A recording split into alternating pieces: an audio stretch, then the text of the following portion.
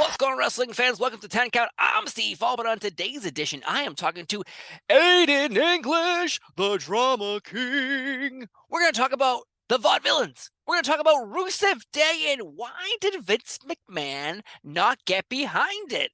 So much more to talk about here, but let's jump into that interview right now. How'd you get into wrestling? Was it a friend, a family member? Were you channel surfing?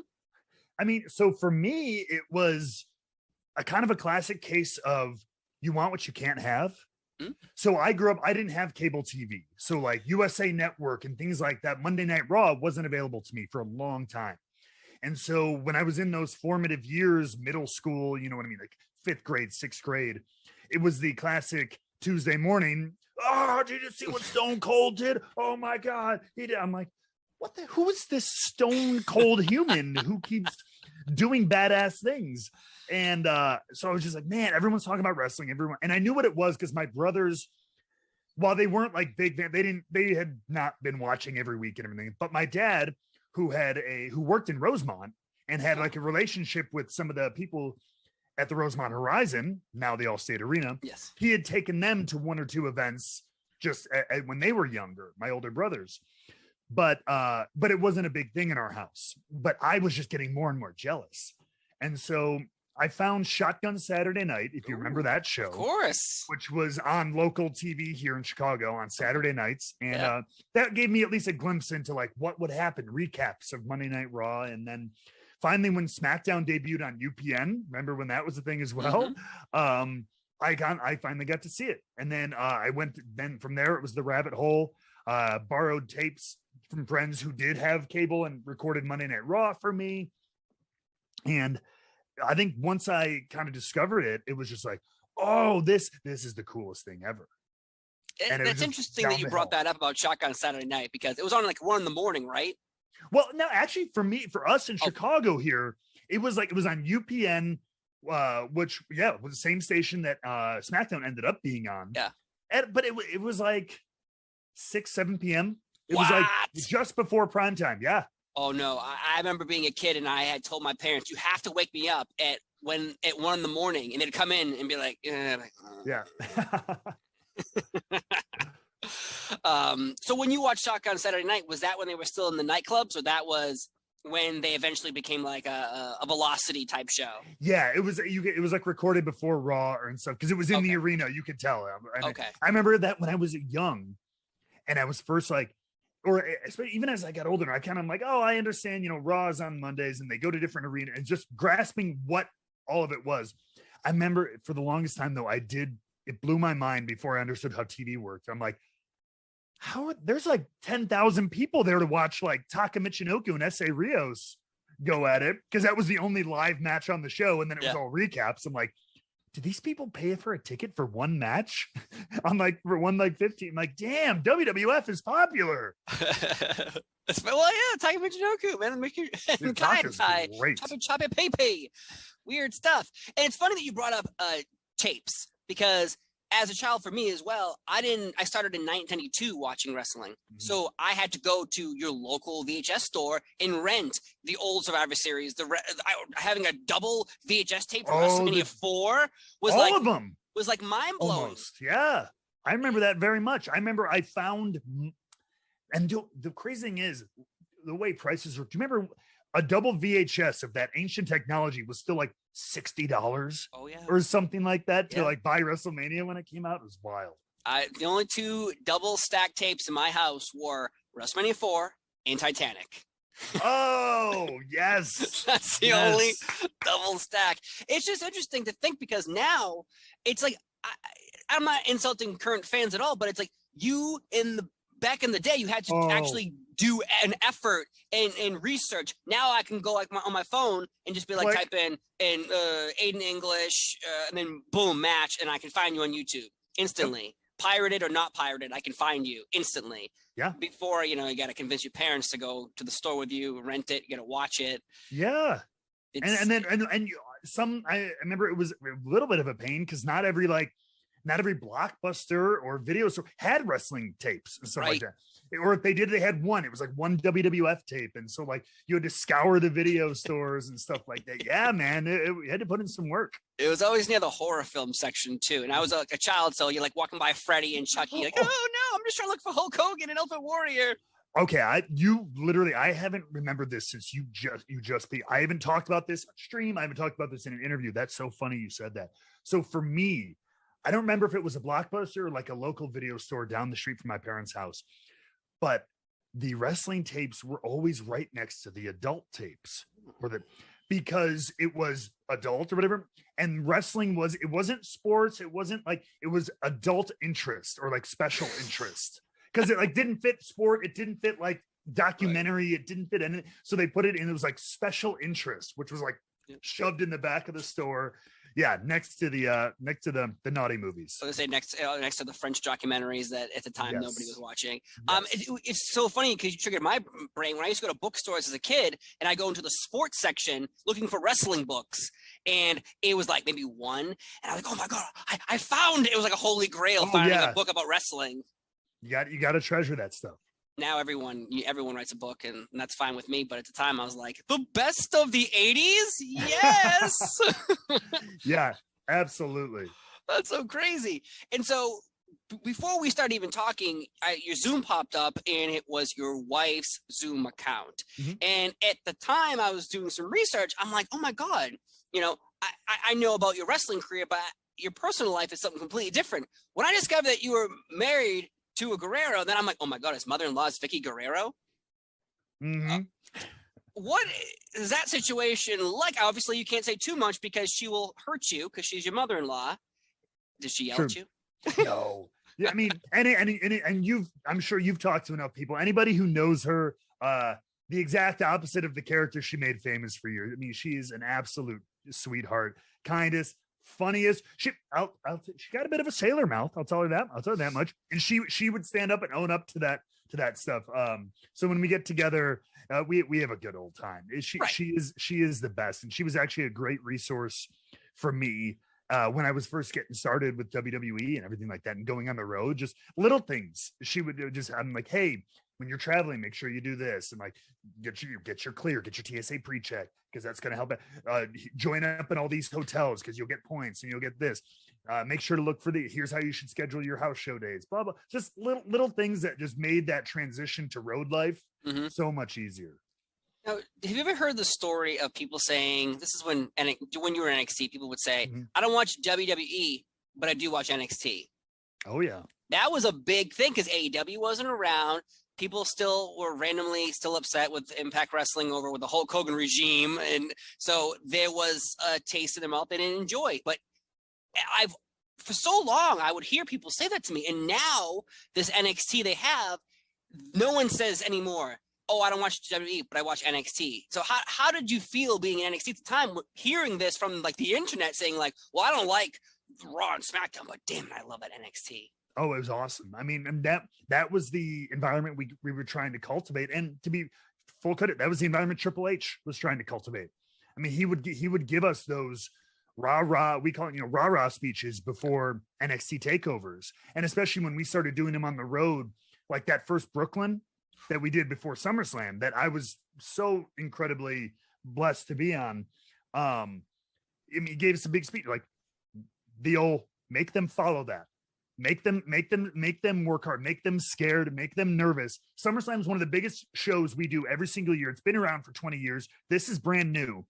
Make them, pardon my French, make them fucking nervous. You know what I mean? And dude, I will say this: Hunter could give a one hell of a hype up speech, like, because we all left that room like, oh, bring it on. You know what I mean? So yeah, that was the environment. That was the idea. We wanted to take our little engine that could and make it kick some ass. Because like people like Robert Roode, world champion, comes up and then doesn't do as well as people thought he would.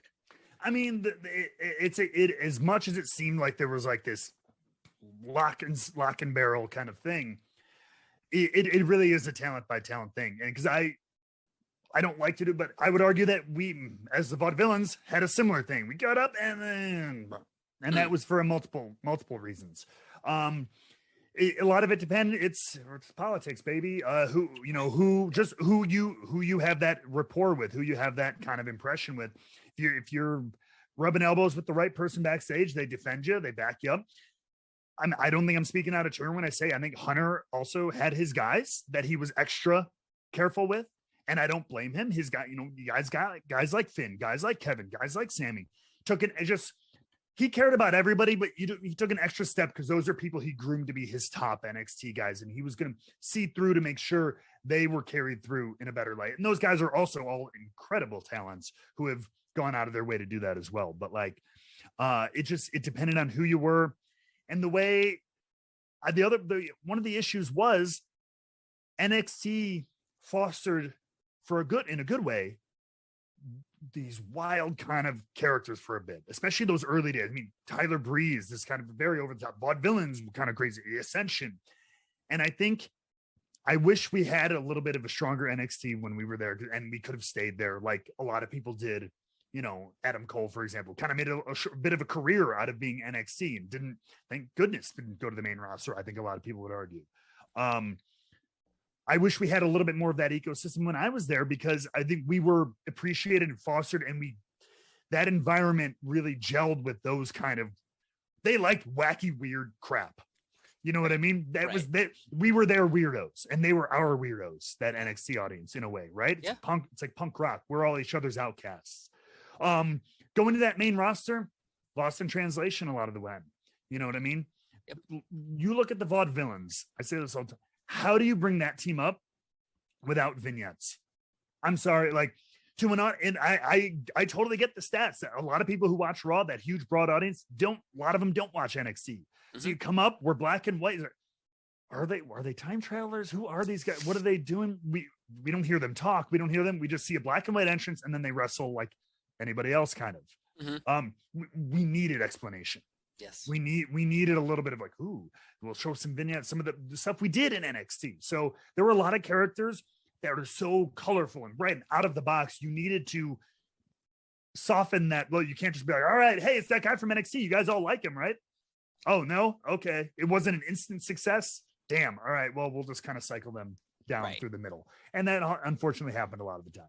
Yeah, I was going to say, you make a good point, because off the top of my head, I remember the Ascension getting brought up, and they were immediately made fun of, even on commentary. And I was like, that was the top tag team in NXT. What are you doing? Why are you on commentary? Are you crapping on them instantly? But then Kevin Owens shows up, first night, he's in the ring with John Cena.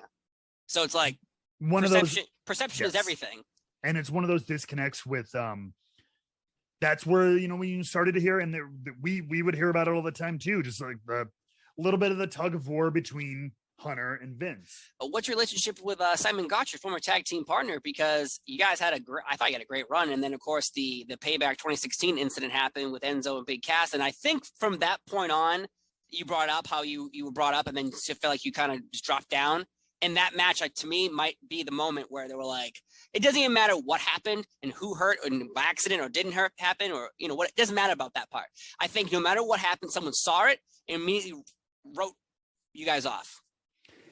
I will say there's more to it than that. I'm not going to go into some of the details on it, but there's a little bit more to it than that. But you're not wrong in the sense that a lot of things stemmed from that I think, while nobody came out and said, yep, this was it, right?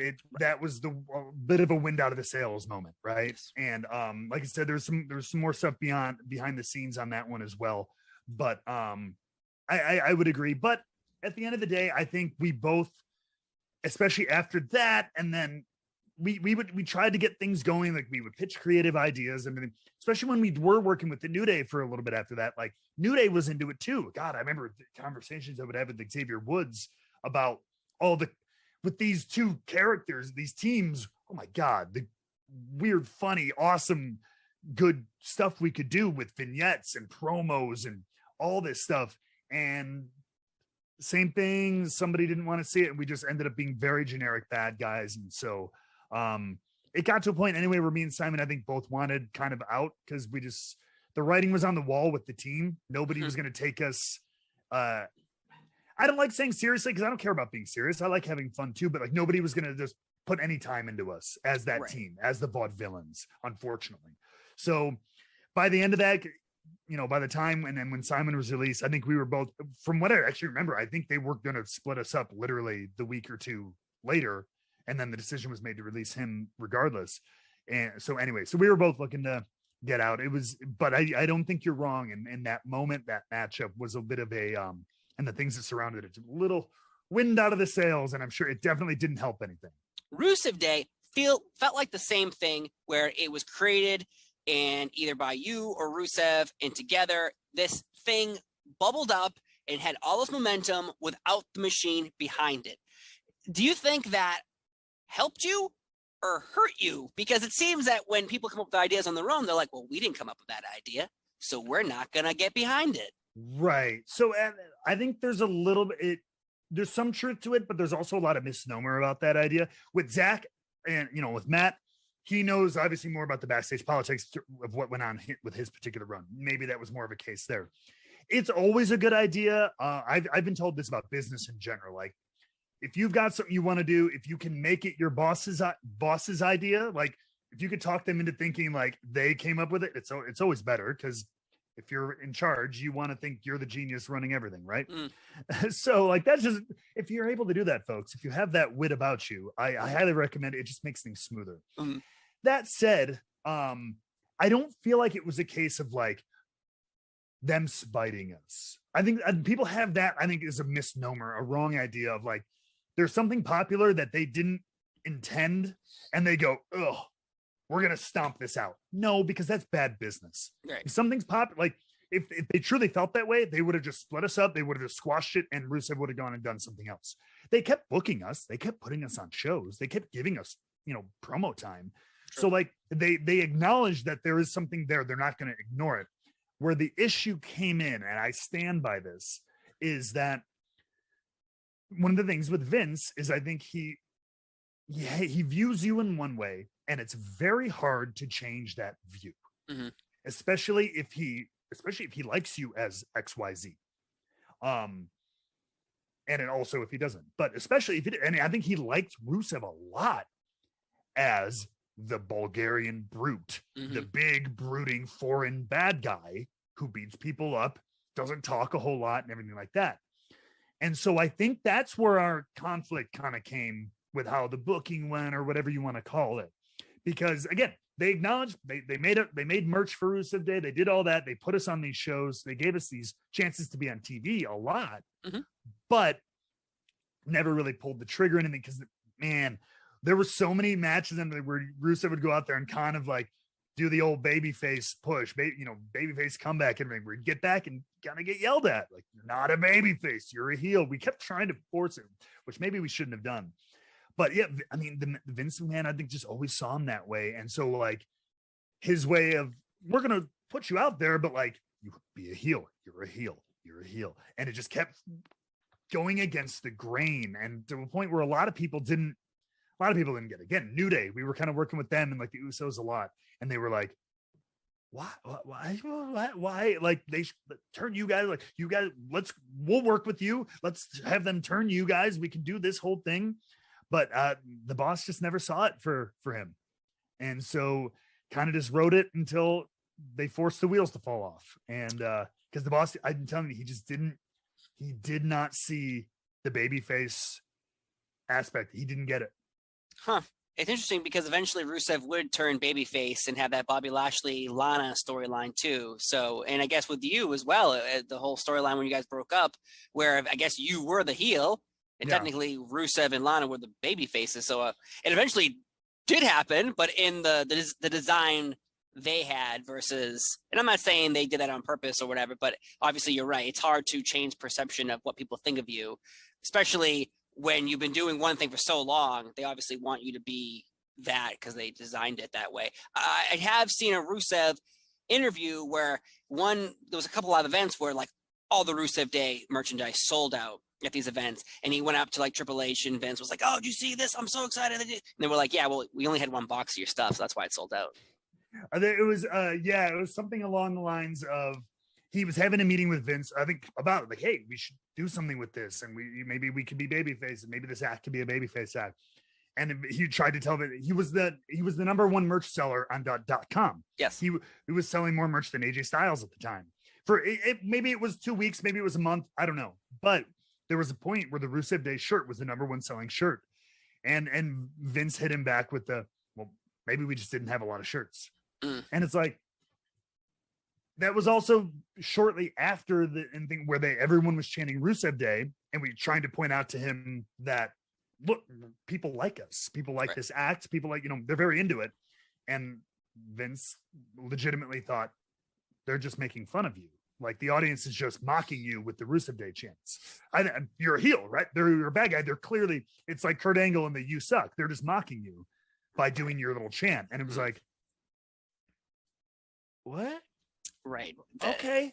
So that's the kind of mentality we were butting up against. Of course. And obviously it's very hard to tell your manager they're wrong and you're right. Especially when your manager is the billionaire CEO. It's not just your manager. Right. CEO of the company. Well, thank you so much. I'm so glad we talked about so many things because, I usually have a small couple questions here, but one rattles off in my brain. You say something, it triggers my brain. Right? Suddenly I'm like, oh, we got to talk about this. Let's talk about this. So, Matt, Drama King. Don't take my gig, man. That's gimmick infringement. I'm sorry, sir. I didn't mean to. Don't hurt me.